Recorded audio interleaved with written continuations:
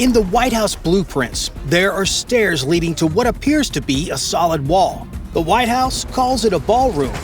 Trump confirmed it's a bunker. What's actually inside has never been made public. The firm designing it reinforced the Pentagon.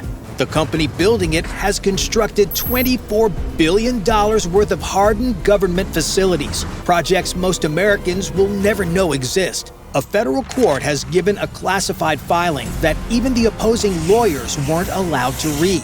And those stairs are just the beginning. The construction team, the materials, and a classified court filing all point to the same thing. Something the U.S. government has spent 8 months making sure you couldn't see. Here's the official version. In July 2025, the White House announced the biggest addition to the building since World War II. A 90,000 square foot ballroom with Corinthian columns, floor-to-ceiling glass overlooking the South Lawn, and seating capacity that ballooned from 650 guests to nearly 1,000 within weeks. The renderings look like a luxury hotel in Dubai accidentally collided with an 18th century American landmark, fully privately funded, not one dime of taxpayer money. That's the sales pitch. The donor list reads like a roster of companies waiting on administration decisions. Amazon, currently negotiating a $10 billion Pentagon cloud contract. Lockheed Martin, awaiting approval on the next generation fighter program. Both companies cutting 8-figure checks to build the room where those decisions get made. Hundreds of millions flowing from corporations with direct business before the federal government. The New York Times established that the White House deliberately concealed several donor names from the published list. So before a single beam goes up, the money trail raises questions the champagne and chandeliers pitch doesn't answer. The demolition itself should have been the first clue. On October 20th, 2025, crews tore into the East Wing without a single plan submitted to the agencies that oversee federal construction in Washington. 4 days later, the entire wing was rubble, including the East Colonnade, the Family Theater, and every office the First Lady's staff had occupied since 1942. The Treasury Department instructed employees with sightlines to the site not to photograph the work, citing potential exposure of sensitive items, including security features or confidential structural details. That's not how you demolish an office building. That's how you build something classified. But the design of what's replacing it raises even bigger questions. Architects flagged problems almost immediately. Stairs that led into a solid wall. Columns positioned where they'd block sightlines across the ballroom floor. Fake windows on the north facade. A structure taller than the White House itself, obstructing the historic view from Pennsylvania Avenue that has defined the Capitol skyline for over 2 centuries. Unless they're not mistakes. Then there's the paperwork, or rather, the total absence of it. In Washington, D.C., you need a permit to replace a window. This project, the largest White House addition in 80 years, bypassed the National Capital Planning Commission entirely. That's the regulatory authority that approves every single federal building project in the Capitol. No permits filed, no plans submitted through the standard review process. When a commission member pressed the White House Director Joshua Fisher on why demolition started without approval, Fisher pointed to top-secret underground work as the reason the normal process simply evaporated. 98% of 32,000 public comments submitted to the commission opposed the project. The commission, chaired by one of Trump's own appointees, is expected to approve it anyway. December 2025 cracked the story open. The National Trust for Historic Preservation filed a federal lawsuit to halt construction, arguing that the administration had skipped congressional approval at least 4 legally required review processes. The White House responded by invoking national security in court, not just arguing it, filing a separate classified declaration that neither the public nor the plaintiff's attorneys were allowed to read. A secret legal filing to protect a secret construction project hidden under a party venue. Then Trump confirmed what the lawsuit was trying to uncover. In January 2026, he posted on Truth Social that the project was being built working closely with the U.S. military and Secret Service. He called it a heretofore top-secret fact that the lawsuit had unfortunately exposed.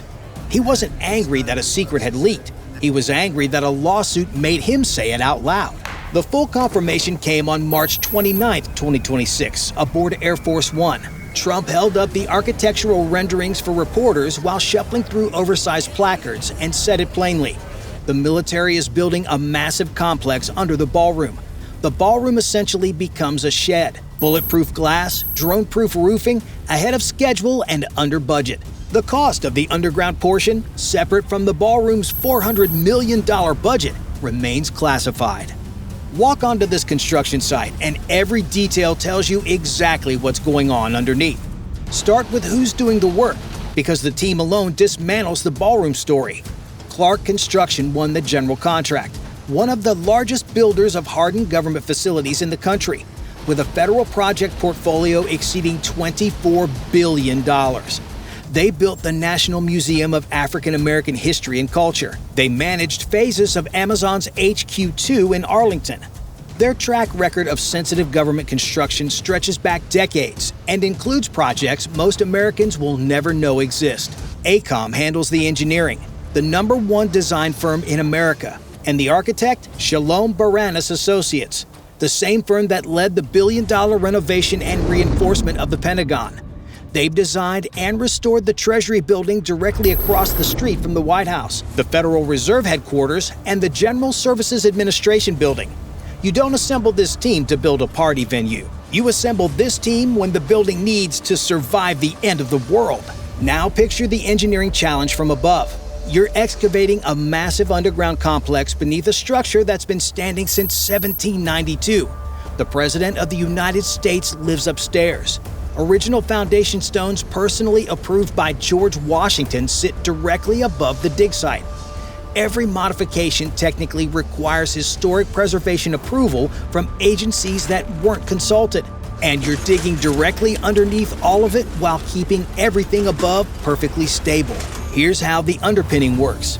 If you've never heard the term before, what it means is rebuilding the foundation of a building while the building is still standing on it. Workers excavate beneath the existing foundation in small sections, typically a few feet at a time, and pour new reinforced concrete underneath. You're giving a 230-year-old structure a completely new spine before stacking millions of pounds of new construction on top. The tolerances are terrifying. Too much vibration from the excavation and you crack irreplaceable masonry, stones that predate the Constitution. Too aggressive with the digging and the entire building starts to settle and shift. Imagine performing open-heart surgery on a patient who refuses to stop running. Everything above the dig site has to keep functioning perfectly. HVAC systems, plumbing, electrical, the residence where the president sleeps, while you systematically remove and replace the ground it all sits on. Zero margin for error. The concrete going into this foundation tells you everything you need to know. Right now, in a plant in Maryland, workers mix concrete with steel fibers, essentially turning the entire substructure into blast-resistant armor. A normal ballroom foundation uses standard concrete mix. This stuff is different. It's so specialized it has to stay between 64 and 68 degrees Fahrenheit during the entire journey to the White House. 4 degrees of tolerance while driving through DC traffic, past protesters, through Secret Service security checkpoints. Too hot and it cracks during curing. Too cold and it doesn't bond properly. Every single pour gets tested, documented, and verified by 3 separate inspectors. Ask yourself this: what kind of dance floor needs blast-resistant concrete? The rebar answers the same question even louder. Steel reinforcement bars as thick as your wrist, spaced every 6 inches in a grid pattern. A typical office building spaces rebar every few feet. Here, the density is so extreme that workers walk across the top of the grid like it's a solid floor, because at 6-inch spacing, it basically is. What's going to sit on top of this foundation weighs more than an aircraft carrier. What's going underneath needs to survive what an aircraft carrier is designed to survive. And that's just the horizontal plane. The vertical reinforcement, the walls going down into the earth, follows the same insane density all the way to bedrock. Now look at the trenches they're cutting into the earth. Electrical conduit in one, plumbing in another, fiber optic data cables in a third. So far, standard construction. But then there are the runs that nobody will discuss publicly. Hardened communication lines identical to what feeds the Situation Room in the West Wing. Cables specifically engineered to survive an electromagnetic pulse that would fry every normal wire in the District of Columbia. Pipes fitted with automatic shutoff valves triggered by chemical weapon sensors. The electrical system carries more redundancy than Air Force One. Think about that for a second. A state dinner doesn't need EMP-hardened communications, but a command center does. Above ground, the steel structure is rising fast enough to see from Lafayette Square. The first floor soars to 18 feet, double your living room ceiling. Enough structural steel for 12 Statue of Liberties. Every beam arriving from a fabrication plant in Pennsylvania carries a number, a specific installation sequence, and zero room for improvisation.